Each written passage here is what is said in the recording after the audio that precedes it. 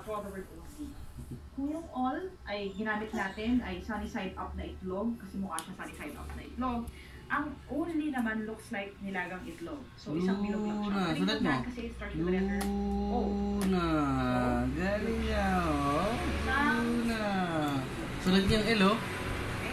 Nasulat niya yung L. Are happy. Ibig sabihin nun, only Filipinos are happy. Kulang yun. Ano nga ako?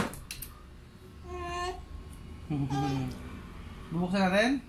Pag na ba masundot ka eh. Tara na. Tara na, bubrum-brum na tayo. Bukas ka na mag-school. Gusto mo nga yung sulat, no? Oh, sige. Oh, dito hawak ha. Diyan ha. Oh, sige, baka masundot ka ha.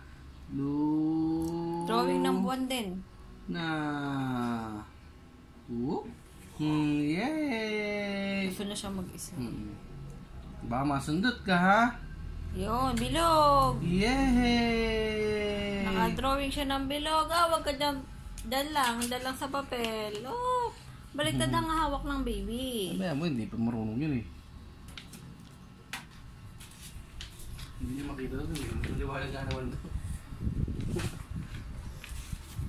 Ano yung hawak yung papel sa board, no?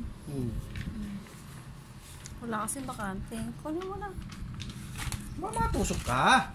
Ganun lang. Dito hawak ganito, oh. Yan, ganyan.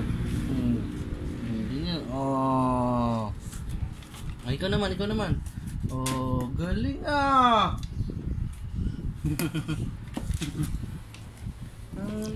Pero mo na humawak. Pero kaya niya na eh, oh. Oh. Ako wag kaliwaan na. Ako lang magtuturo sa'yo, oh. Oh, tara na. Hanap na yan. Magbumurong na tayo.